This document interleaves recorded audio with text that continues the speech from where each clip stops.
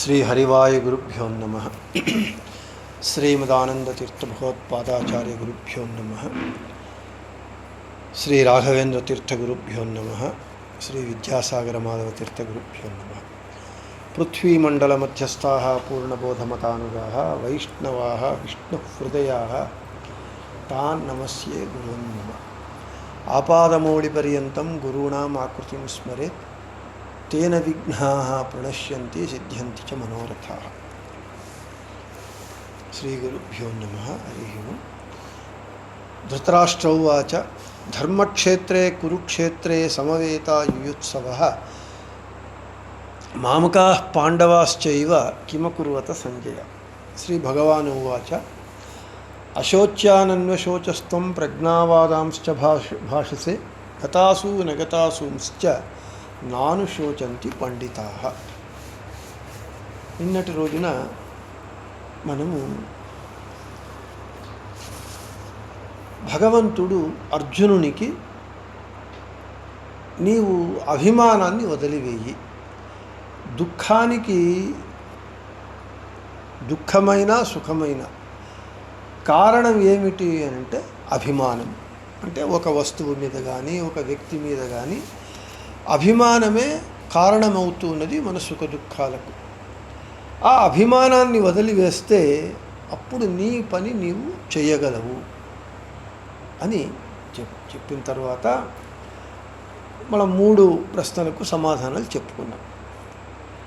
మళ్ళీ చెబుతున్నాడు 15వ శ్లోకంలో, హే అర్జున, నీవు అభిమానాన్ని వదిలివేయి, అయితే కర్మను వదలవద్దు అని చెప్తున్నాడు.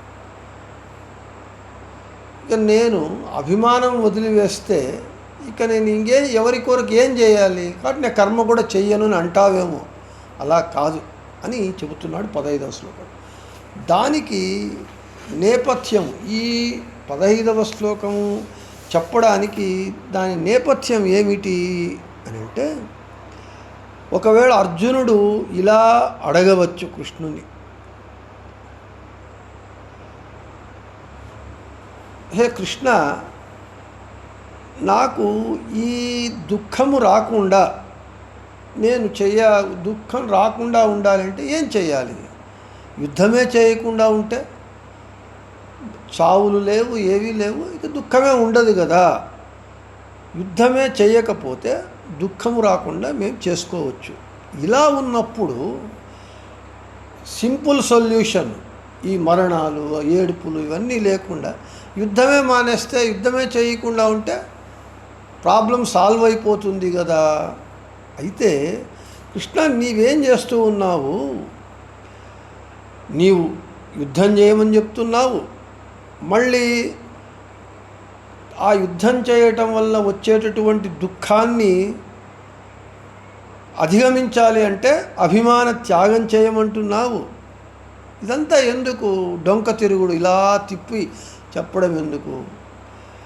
యుద్ధం చేసి దానివల్ల కలిగే దుఃఖాన్ని తట్టుకోవడానికి అభిమానం త్యాగం చేయడం ఇవన్నీ ఎందుకు? యుద్ధమే చేయకుండా ఉంటే దుఃఖమే ఉండదు కదా అని నీవు అర్జునుడు అడగవచ్చు కృష్ణుడిని. దానికి రాఘవేంద్ర స్వామి వారు నేపథ్యాన్ని చెబుతున్నారు. అప్పుడు కృష్ణుడు చెబుతూ ఉన్నాడు, హే అర్జున, యుద్ధము నీ యొక్క కర్తవ్యం. అది రాజుగా నీవు దుష్టులను శిక్షించి శిష్టులను సంరక్షించడానికి యుద్ధం చెయ్యవలసినటువంటిది నీ యొక్క డ్యూటీ, అది నీ యొక్క కర్తవ్యంగా ఉంటుంది.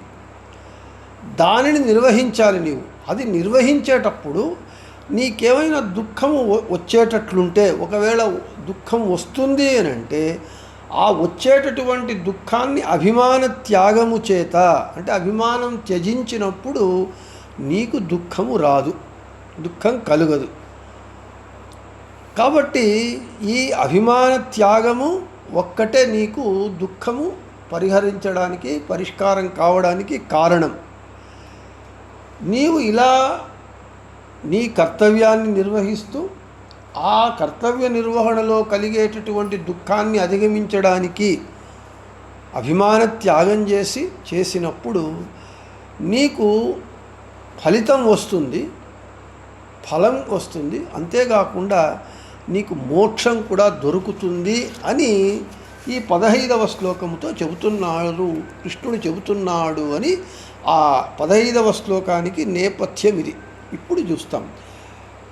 యం హి న వ్యథయంత్యేతే పురుషం పురుషర్షభ సమదుఃఖ సుఖం ధీరం సో అమృతత్వాయ కల్పతే. హే పురుషశ్రేష్ఠుడైనటువంటి పురుషర్షభ, పురుషశ్రేష్ఠుడైనటువంటి హే అర్జున, ఎవడైతే విషయ సంబంధములు, విషయముల సుఖ దుఃఖములు రెండింటిని నాకు వద్దు, ఇది నాకు ఇష్టం లేదు అని ఎవడైతే సమానంగా చూస్తాడో, అంటే సుఖాన్ని కానీ దుఃఖాన్ని కానీ విషయ సంబంధములను కానీ సమానంగా ఇష్టమని కానీ అయిష్టమని కాకుండా సమ దుఃఖ సుఖం ఎవడైతే సమంగా చూస్తాడో వాడు, అంటే అభిమానము త్యజించినటువంటి వాడు సమానంగా చూస్తాడు సుఖ దుఃఖాలను. ఆ దేహాభిమానము ఉన్నప్పుడే, అంటే మనం నిద్రపోయేటప్పుడు దేహాభిమానం ఉండదు. మనకు ఇంట్లో ఏమి జరిగినా ఏం చేసినా మనకు సరిగ్గా చెప్పాలంటే ఊపిరాడుతున్న శవంలాగా పడుంటాం. ఇంట్లో దొంగలు ఇప్పుడు దోచుకుపోయినా మనకు తెలియదు, మన దేహం మీద మనకు అభిమానం ఉండదు. అప్పుడు కాకుండా ఈ సుఖదుఖ సమస్థితి ఎప్పుడు ఉండాలి అని అంటే నీవు జాగరూకతో ఉన్నప్పుడు, అంటే జాగ్రత్తావస్థలో ఉన్నప్పుడు, నీవు మేల్కొని ఉన్నప్పుడు కూడా ఈ సుఖదుఖ సమస్థితిని నీవు ఎవడైతే పొందుతాడో, ఇది ఎప్పుడు వస్తుంది? అభిమాన త్యాగం చేసినప్పుడు వస్తుంది. వాడు అప్పుడు వాడిని ఏ దుఃఖము బాధించదు. అటువంటి వాడు మోక్షానికి అర్హుడవుతాడు అని చెబుతున్నాడు. అంటే ఇక్కడ మాటలు ట్రిక్కిష్ అంటాం కదా, ఆ మాటలను మనం సరిగ్గా అర్థం చేసుకోవాలి. అర్థం చేసుకోకపోతే ఏమైపోతుంది? విషయము అపార్థమవుతుంది. ఇక్కడ భగవంతుడు ఏం చెబుతూ ఉన్నాడు? నీ పని నీవు చెయ్యి, ఆ పని చేయటంలో వచ్చేటటువంటి దుఃఖాన్ని అధిగమించడానికి నీవు అభిమాన త్యాగం చెయ్యి. అభిమాన త్యాగము ఎప్పుడు చేయడానికి వీలవుతుంది అని అంటే సుఖదుఖములందు, విషయ పదార్థములందు సమస్థితిని మనం చేరుకోవాలి. అది ఎలా అవుతుంది అంటే, ఒక సాధకుడు, ఇప్పుడు ఇవన్నీ మనకు చెప్తూ ఉన్నాం. సుఖం కలిగినప్పుడు పొంగిపోవడము, దుఃఖం కలిగినప్పుడు కృంగిపోకుండా, సుఖం కలిగినప్పుడు దుఃఖం కలిగినప్పుడు ఒకే విధంగా ధీహి, అదే చెప్తూ ఉన్నారు. ధీరం, ఎవడైతే ఈ సుఖదుఖాలను సమానంగా చూస్తాడో వాడు జ్ఞాని అవుతాడు. వాడు దీనిని ధీరం అంటే ఒక ధైర్యము, ప్రయత్నం. ఆ సుఖదుఖాలను సమానంగా చూడాలి. అది ఒక్క రోజులో వచ్చేటటువంటిది కాదు. మనకు ఇప్పుడు ఎవరైనా ఒకరు ఇంటిలో పోయినప్పుడు కానీ మనం చూస్తూ ఉంటాం. కొందరు ఏమి వాళ్ళను ఓదార్చడానికి సాధ్యం కానంతగా ఏడుస్తూ ఉంటారు. వాళ్ళ దుఃఖాన్ని ఎవరు ఆపలేరు. ఎంత ప్రయత్నం చేసినా వాడు ఏడుస్తూనే ఉంటాడు. కొంతమంది ఏడుస్తారు కానీ వాళ్ళ కంట్రోల్ ఉంటుంది. కొంతమంది దిగమింగుకొని ఒకే విధంగా ఉంటారు. ఇది నానా విధమైనటువంటి మనుషులు. ఒకడు సంతోషం కలిగినప్పుడు ఎగిరి కేరింతలేసి నానాభీభత్సం చేస్తాడు. ఒకడు ఒక చిరునవ్వు నవ్వి ఊరికే ఉంటాడు. కాబట్టి సుఖానికి కుంగిపోకుండా, దుఃఖానికి పొంగిపోకుండా ఒక సమానమైనటువంటి మనస్థితి రావాలి. వచ్చినప్పుడే మనం ఏమైనా పనిని సాధించగలం. అదే చెబుతున్నాడు. అది రావాలి అని అంటే నీవు అభిమాన త్యాగం చేయాలి. అదేమిటండి? ఉండేదే అభిమానము, భార్యాభర్తలు, పిల్లలు, వీళ్ళు. ఈ అభిమానం ఉంటేనే కదా మనం ఈ సంసారం సాగించడానికి. నీవు అభిమానమే వదిలివేయి అని అంటున్నారు కదా అని అంటే, అక్కడ అభిమానము వదిలివేయి అని అంటే పూర్తిగా నీవు వాళ్ళను భార్యా పిల్లలను వీధిలో పెట్టేసి నీవేదో నిలబడమని అర్థం కాదు. అక్కడ నీవు ఎంత అభిమానం చూపించాలో అంతే చూపించాలి. ఏది అతి సర్వత్ర వర్జయేత్, అదే సమస్థితి అని అంటే అదే. భార్యాపిల్లల యందు నీవు నీ యొక్క ఇంటి యజమానిగా నీ కర్తవ్యాన్ని నిర్వహిస్తూ ఎంత మేరకు చూపించాలో అంత మేరకే చూపించాలి. అది మనం చూపించకుండా ఇంట్లో పిల్లలను అతి గారాబం చేసి వాళ్ళు చెడిపోయిన తర్వాత నెత్తి నోరు కొట్టుకుంటున్నాం. ఎందుకు? మనకు ఆ ఒక బ్యాలెన్సింగ్ తెలియటం లేదు. ఆ బ్యాలెన్స్ చేసుకోవాలి. అదే భగవంతుడు చెప్తూ ఉన్నాడు. ఆ బ్యాలెన్స్ చేసుకోవాలి అని అంటే కొడుకు మీద అతి ప్రేమ ఉండకూడదు. ఎంత చూపించాలో అంత చూపించాలి.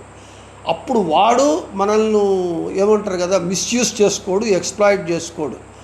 అలాగా ప్రతి ఒక్క విషయంలో ఆ అభిమాన త్యాగము, పూర్తి త్యాగం చేయడానికి దేవతలకే సాధ్యం కాదు, ఇక మనమెంత. అయితే ఒక్క లిమిట్ పెట్టుకొని దాన్ని ఒక కంట్రోల్గా పెట్టుకొని వచ్చినప్పుడు బ్యాలెన్స్ చేసుకుంటాం కదా, ఆ బ్యాలెన్స్ చేసుకోవాలి. సరే, ఈ అభిమానాన్ని త్యజించాలి, సమదుఃఖ స్థితిని పొందాలి. ఎలా సాధ్యము? దీనికి ఏ ప్రయత్నం ఏమిటి? ఏం ప్రయత్నం చేయాలి? దానికి మార్గం ఏమిటి అనేది మళ్ళీ ప్రశ్న. మార్గం ఏమిటి అనేది ప్రశ్న అని అంటే దానికి చెబుతూ ఉన్నారు ధైర్యం. ధీరం అంటే ధైర్యం. అంటే ఇక్కడ ధైర్యం అంటే ధైర్యం అని కాదు, ప్రయత్నం చేయాలి. నీవు క్రమంగా ప్రయత్నం చేస్తూ, ఇప్పుడు ఉదాహరణకు నిద్రపోతూ ఉంటాం. నిద్రపోతూ ఉన్నప్పుడు మనకు దేహాభిమానం ఉండదు, మనం ఏమైనా మనకేమీ తెలియదు. అంత గాఢ నిద్రలో అది నిద్ర రెండు రకాలుగా ఉంటుంది. ఒకటి స్వప్నావస్థ, అప్పుడు నిద్రపోతుంటాము, అయినా గాఢ నిద్ర కాదు, అది సెమీ కాన్షియస్ లాగా పనిచేస్తూ ఉంటుంది బాడీ. అయితే నిద్ర అన్నప్పుడు సుషుప్తి అవస్థ అని అంటారు. ఆ సుషుప్తి అవస్థ గాఢ నిద్ర, అన్డిస్టర్బ్డ్ సౌండ్ స్లీప్ అంటారు. అప్పుడు మనకి ఏ దేహాభిమానం ఉండదు, ఏమీ ఉండదు. అప్పుడు మనము దేహాభిమానాన్ని వదిలివేస్తూ ఉన్నాము. అయితే మళ్ళీ ఒక ప్రశ్న, అదే రాఘవేంద్ర స్వాములు వీటన్నింటినీ మనకు అతి సూక్ష్మంగా విశ్లేషణ చేసి సమాధానం ఇస్తూ ఉన్నారు. అయితే ఇప్పుడు నిద్ర అందరికీ వస్తుంది. రాజుకు మంచి నిద్ర వస్తుంది, పేదవానికి మంచి నిద్ర వస్తుంది. వాడు అప్పుడు దేహాభిమానం వదిలి ఉంటాడు. దేహాభిమానం వదిలిన వానికి మోక్షం వస్తుంది అని అంటే, ఎవడెవడైతే ఎప్పుడు సోమరిపోతుగా నిద్రపోతుంటాడో వానికి మోక్షం రావాలి కదా అనే ప్రశ్న. ఖచ్చితంగా రాదు. నిద్ర అనేటటువంటిది అజ్ఞానము, అది అవిద్యకు అజ్ఞానానికి సంకేతం. కాబట్టి సోమరిపోతుగా బాగా ఎప్పుడు నిద్రపోయేవానికి మోక్షం రావాలంటే రాదు మోక్షం. ఇక్కడ ఎలా చేయాలి అంటే మనము సాధన చేయాలి, ప్రయత్నం మీద చేయాలి. క్రమంగా మనము ఒక్కొక్కటి మన అభిమానాన్ని కానీ ఒక పదార్థం మీద ఇష్టాన్ని కానీ మనం ఒక్కొక్క మెట్టుగా తగ్గించుకుంటూ వస్తూ ఒక సాధనమున పనులు సమకూరు ధరలోన అన్నట్లుగా ఆ సాధన చేయాలి, అది ప్రయత్నం చేయాలి. ఎవడు ఆ ప్రయత్నం చేసినప్పుడు ఒకరోజు కాకపోయినా ఇంకొక రోజైనా మనకు ఆ శక్తి వస్తుంది. అయితే మనము ప్రయత్నం అందుకే భగవంతుడు అభిమానము వదులు, అయితే నీవు కర్మను వదలవద్దు. ఇంకా మనము సూక్ష్మంగా అర్థం చెప్పాలి అని అంటే, ఎవరో ఇంట్లో చనిపోయి ఉంటారు, బాగా దుఃఖం కలుగుతుంది. చనిపోయినారు అని తెలిసిన వెంటనే గుండె బద్దలైపోయినట్లుగా, ప్రపంచమంతా తల మీద పడిపోయినట్లుగా కొద్దిసేపు అయిన తర్వాత క్రమంగా దుఃఖం తగ్గుతూ వస్తుంది.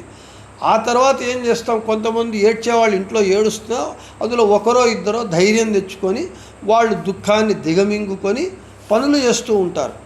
ఎవడూ పని చేయకుండా అందరూ శవం ముందు ఏడుస్తూ కూర్చోంటే ఎప్పుడు ఇంక అది కావాలి. కాబట్టి అదే చెప్తున్నాడు, అభిమానాన్ని వదులు, అయితే కర్మను వదలవద్దు. అదే నీ అభిమానం వదిలి కర్మను చెయ్యి. ఆ కర్మను చేసేటప్పుడు నీ కర్తవ్య దృష్టితో చెయ్యి. ఇంకా మనం చెప్పాలంటే పిల్లలను మనం పెంచడం మన కర్తవ్యం. పెంచడం వరకే మన కర్తవ్యం. కానీ వాని మీద ప్రేమ పెంచుకొని నేను ముసలివాడైన తర్వాత వీడు నన్ను చూసుకోవాలి అనే ఒక ఫలాపేక్షతో వాని మీద ఏదో ఒక ఎక్స్పెక్టేషన్స్ ఆశ పెట్టుకొని చేస్తే మనం దుఃఖితులమవుతాం. ఏమీ లేకుండా మన పని మనం చేసేస్తే ఒకవేళ వాడు మనల్ని చూచుకుంటే వయసైన కాలంలో సంతోషం, లేదా దుఃఖం అంటూ ఉండదు. మన వ్యవస్థ మనం చేసుకొని ఉంటాం. కాబట్టి నీవు అభిమానాన్ని వదులు, ప్రయత్నాన్ని అంటే కర్మను నీవు చెయ్యి అని చెబుతూ ఉన్నారు. ఇక్కడ యంహి న వ్యథయంత్యేతే పురుషం అన్నారు. పురుషం అంటే పురుషుడు అని. పురుషుడు నాకు 2 రకాలుగా అర్థాలు చెబుతూ ఉన్నారు ఇక్కడ. పురుష అంటే శరీర పరిజ్ఞానం ఉన్నటువంటి వాడు, అంటే జాగృతావస్థలో ఉన్నటువంటి వాడు. మనము మెలకువగా ఉన్నప్పుడు చాలా అలర్ట్గా ఉంటాం. ఒక చిన్న శబ్దమైనా ఏదైనా, ఎవరైనా మన వెనుక నుంచి పోయినా మనకు ఆ నీడ కానీ గాలి తగిలినా మనకు తెలిసిపోతూ ఉంటుంది. ఎవడు జాగృతావస్థలో చాలా అలర్ట్గా ఉంటాడో వాడు పురుషుడు. అది ఒక అర్థమైతే, అది లౌకికమైన అర్థమైతే, పారమార్థికమైన అర్థం ఏమిటి అంటే పూర్ణుడైనటువంటి, పూర్ణమద పూర్ణమిదం అని చెప్పినట్లుగా గుణపూర్ణుడైనటువంటి భగవంతుణ్ణి ఎవడైతే తెలిసి ఉంటాడో అంటే భగవంతుని జ్ఞానాన్ని ఎవడైతే పొంది ఉంటాడో వాడు బ్రహ్మజ్ఞాని, వాణ్ణి పురుష అని అంటారు. ఈ విధంగా మనకు చేస్తూ నీవు ప్రయత్నము మీద అభిమానాన్ని త్యజించి సుఖదుఖాలను సమంగా చూచినప్పుడు నీకు నీ కర్తవ్యం చేయడానికి, అప్పుడు నీవు రాజుగా యుద్ధం చేయడానికి నీకు మనస్సు వస్తుంది. అప్పుడు నీవు మనోదౌర్బల్యాన్ని కోల్పోయి నీవు యుద్ధం చెయ్యగలవు అని ఇంత సూక్ష్మంగా మనకు కృష్ణుడు చెబుతూ ఉన్నాడు.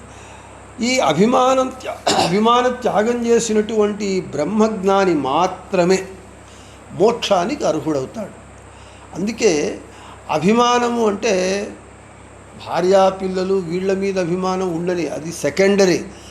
మొదట నా మీద నాకున్న అభిమానం ఎక్కువ. అన్నిటికంటే మనకు ఎక్కువ ఎవరిని ఎక్కువ ప్రేమిస్తావు, అభిమానిస్తావు అని అంటే మనం ఊరికే చెప్తుంటాం భార్య, పిల్లలు, తల్లిదండ్రి, అవన్నీ అబద్ధాలే. ప్రతి ఒక్కరికి తన మీద తనకున్నంత అభిమానం ఎవరి మీద ఉండదు. మొదట నేను, తరువాత నేనైన తరువాత నెక్స్ట్ లిస్టులో వేరే వాళ్ళందరూ వస్తారు. కాబట్టి మొదట నా మీద నాకు అభిమానం పోవాలి. అంటే నేను ఎప్పుడూ బాగుండాలి, సంపాదించాలి, సుఖపడాలి అనేటటువంటిది కాకుండా ఈ దుర్లభమైనటువంటి మనుష్య జన్మ వచ్చింది కాబట్టి ఈ మనుష్య జన్మతో నేను సాధన చేసుకోవాలి. సాధన చేయాలి అంటే భగవంతుని జ్ఞానాన్ని పొందాలి. భగవంతుని జ్ఞానాన్ని ఇచ్చేటటువంటి పురాణాలు, భారతము, రామాయణము ఇవన్నీ గురువుల ద్వారా తెలుసుకొని ఈ జ్ఞానం వచ్చినప్పుడే మన మీద మనకు అభిమానం తగ్గుతూ వస్తుంది. లేకపోతే అందుకే లౌకికులు, వైదికులు అంటే, అందుకే ఇక్కడ పురుషుడు అని అంటే అలర్ట్గా ఉన్నవాడు పురుషుడు లౌకికంగా. పారమార్థికంగా పురుషుడు అంటే ఎవరు అంటే బ్రహ్మజ్ఞాని. భగవంతుడి జ్ఞానాన్ని ఎవడైతే బాగా పొంది ఉంటాడో వాడు బ్రహ్మజ్ఞాని, వాడు పురుషుడు. అటువంటి పురుషుడు మాత్రమే మోక్షమునకు అర్హుడవుతాడు అని చెబుతున్నారు. ఈ విధంగా ఈ శ్లోకానికి ఇంత అర్థం చెప్పిన తరువాత ఇక భగవంతుడు మళ్ళీ చెబుతున్నాడు. 16వ శ్లోకంలో చెబుతూ ఉన్నాడు. దీనికి పీఠిక ఏమిటి అని అంటే, నను పాపమేవాశ్రయేదస్మాన్ హత్వైతాన్ ఆతతాయినః ఇత్యాదిన బంధు హనన రూపయుద్ధాత్ పరలోక దుఃఖం శోకహేతుతయోక్తం అతః శోకః ఇత్యతః ఆహ నాసతే ఇతి అని. వెనుక అర్జునుడు ఒకటి చెప్పాడు. ఏమని? పాపమేవ ఆశ్రయే తస్మాన్, నేను ఈ గురువులను, పెద్దవారిని, బంధువులను చంపడం వలన నాకు పాపమే వస్తుంది. అందుకే నేను యుద్ధం చేయటం లేదు. నా దుఃఖానికి అదే ముఖ్య కారణము. ఇది ఇక్కడ నేను యుద్ధం చేసి వీళ్ళందరినీ చంపి పరలోకంలో కూడా నా దుఃఖము నాకు కలుగుతుంది. నా దుఃఖానికి ఇదే కారణము అని అర్జునుడు వెనుక చెప్పాడు, మనం విన్నాం. దానికి సమాధానంగా 16వ శ్లోకాన్ని కృష్ణుడు అర్జునునికి చెబుతూ ఉన్నాడు. ఇక్కడ ఈ శ్లోకంలో అన్ని చిన్న చిన్న పదాలే, అయితే ఆ చిన్న పదాల వెనుక అర్థము చాలా గంభీరంగా చాలా లోతుగా ఉంటూ ఉన్నది. శ్లోకం చాలా చిన్న పదాలు ఉన్నాయి చూడండి. నాసతో విద్యతే భావో నాభావో విద్యతే సతః ఉభయోరపి దృష్టో అంతస్త్వనయో తత్వదర్శిభి. చిన్న చిన్న పదాలు. నాసతః, అసతః, భావః, అభావః అని అంతా చిన్న చిన్న పదాలు. అయితే ఆ చిన్న చిన్న పదాల వెనుక లోపల చాలా అర్థం ఉంటూ ఉన్నది. స్థూలంగా ఈ శ్లోకం యొక్క అర్థం ఏమిటి అని అంటే, చెడు పని చేయటం వలన ఎప్పటికీ సుఖము కలుగదు. అదేవిధంగా మంచి పని చేయటం వలన ఎప్పటికీ దుఃఖము కలుగదు. ఈ రెండు విషయాల యందు మహాత్ములు అంటే జ్ఞానులు వాళ్ళు పరంపరగా ఇదే మాటనే చెప్పుకొని వస్తూ ఉన్నారు. చెడు పనితో సుఖము ఎప్పటికీ కలగదు, మంచి పనితో దుఃఖము ఎప్పుడూ కలగదు. ఈ రెండు విషయాలను జ్ఞానులు పరంపరగా చెప్పుకుంటూ వస్తూ ఉన్నారు. ఇదే దీనికి ఆధారము అని చెబుతూ ఉన్నారు. కాబట్టి ఇక్కడ చెడు పని మనకు ఒకటి సంస్కృతంలో ఒక సామెత ఉన్నది, అవశ్యం అనుభోక్తవ్యం కృతం కర్మ శుభాశుభం అని. మనము శుభకర్మలు చేస్తే, మంచి కర్మలు చేస్తే మంచి ఫలితాలను అనుభవించే తీరాలి. చెడు పనులు చేస్తే దాని యొక్క ఫలాన్ని మనమే తినాలి. ఎందుకంటే మనం వంట చేసుకుంటూ ఉన్నాము, వంట ఏమి చేసుకుంటే అదే తినాలి.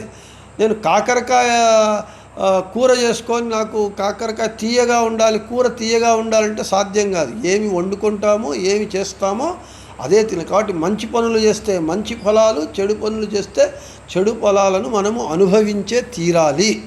ఇది మామూలు థంబ్ రూల్.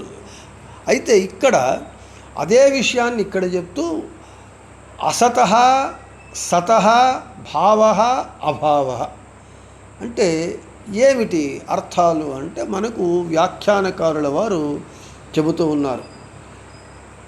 సతః సాధు కర్మణః, అసతః దుష్కర్మణః, భావః అంటే సుఖం, మళ్ళీ అభావః అంటే ఈ విధంగా చెప్తున్నారు. ఇప్పుడు సత్ అంటే సత్కర్మ, అసత్ అంటే దుష్కర్మ, భావము అంటే సుఖము, అభావము అంటే దుఃఖము. ఇప్పుడు ఈ శ్లోకాన్ని మనం ఈ అర్థాలతో జోడించుకుంటే ఈ శ్లోకం మనకు స్పష్టంగా అర్థమవుతుంది. నాసతో విద్యతే భావః న అసతః, అసతః అంటే దుష్కర్మ, దుష్కర్మ వలన భావః అంటే సుఖము, దుష్కర్మ వలన భావః సుఖము న, దుష్కర్మల వలన సుఖము ఉండదు. అలాగే సతః సత్కర్మ, విద్యతే నా భావః అంటే అభావః, సత్కర్మల వలన దుఃఖము అనేటటువంటిది ఉండదు. ఈ రెండు పదాల అర్థాలను ఇక్కడ పెట్టుకొని చూస్తే మనకు స్పష్టంగా ఈ శ్లోకం అర్థమవుతుంది. కాబట్టి ఈ రెండు విషయాలను మనకు పెద్దవాళ్ళందరూ చెప్పుకుంటూ వస్తూ ఉన్నారు. ఇప్పుడు చెప్పుకున్నటువంటి సామెతలు కాదు, మనం సామెతలన్నీ పెద్దలు వాళ్ళ అనుభవ సారంగా చెప్తూ వస్తుంటారు. అది సామెతలన్నీ చాలా మంచి అర్థగర్భితంగా ఉంటాయి. కాబట్టి ఇవి చెప్పుకుంటూ వస్తున్నారు పెద్దవాళ్ళు అని చెబుతూ ఇక్కడ సరే నీవు దీనిలో ఏది మంచి కర్మ, యుద్ధము చేయడం అనేటటువంటిది మంచి కర్మ కాదా? అర్జునుడేమో మంచి కర్మ కాదు అని అంటున్నాడు, దుఃఖానికి హేతువు అంటున్నాడు, పాపకర్మ అని అంటున్నాడు. అయితే భగవంతుడు ఏం చెబుతూ ఉన్నాడు, అయ్యా నీకు యుద్ధము అనేటటువంటిది రాజుగా అది నీకు మంచి పని. నీవు రాజుగా నీ కర్తవ్యం ఏమిటి అని అంటే యుద్ధం చేసి దుష్ట శిక్షణ చేస్తూ శిష్ట సంరక్షణ చేసి ధర్మాన్ని రక్షించవలసినటువంటిది నీ కర్మ. కాబట్టి ఇది నీవు యుద్ధము మంచి కర్మ కాబట్టి ఇది చేయటం వలన నీకు దుఃఖం ఉండదు, కాబట్టి నీవు యుద్ధం చెయ్యి అని ఈ విధంగా మనకు సతః అసతః భావః అభావః అనేటటువంటి ఈ రెండు చిన్న చిన్న పదాలను పెట్టుకొని ఆ అర్జునునికి భగవంతుడు ఉపదేశిస్తూ ఉన్నాడు. ఈ విధంగా మనము భగవద్గీత అంటే చిన్న చిన్న శ్లోకాలే ఉంటాయి, కానీ ఒక్కొక్క శ్లోకంలో మనం రోజుకు 2 శ్లోకాలే అవుతూ ఉన్నది మనకు దాదాపు 30 నిమిషాల్లో. అంటే అంత అర్థగర్భితంగా ఉండి మనకు వ్యాఖ్యానకారులు రాఘవేంద్ర స్వామి వారిది ఒక వ్యాఖ్యానము, అనేక మంది అనేక వ్యాఖ్యానాలు రచించారు. అయితే మనం రాఘవేంద్ర స్వామి వారి ఒక్క వ్యాఖ్యానాన్ని పెట్టుకొని చెప్పుకోవడానికే ఇంత మనకు టైం తీసుకుంటూ ఉన్నది. కాబట్టి ఈ 2 శ్లోకాలతో ఈరోజు ముగించి రేపు ఇక అవినాశితు తద్విద్ధి ఏన సర్వమిదం తతం వినాశమవ్యయస్యాస్య న కశ్చిత్ కర్తుమర్హతి. ఎవరు అనాది నిత్యులు అనేది చెబుతూ, ఎవరెవరు అనాది నిత్యులు అనేది చెప్తూ భగవంతుడు అయ్యా వీళ్ళు అనాది నిత్యులు కాబట్టి వీళ్ళు చావరు అనేది మళ్ళీ చెప్తూ వస్తున్నాడు. అది రేపు చెప్పుకుందామని చెబుతూ కృష్ణార్పణమస్తు, మధ్యేశార్పణమస్తు, అందరికీ శుభమస్తు.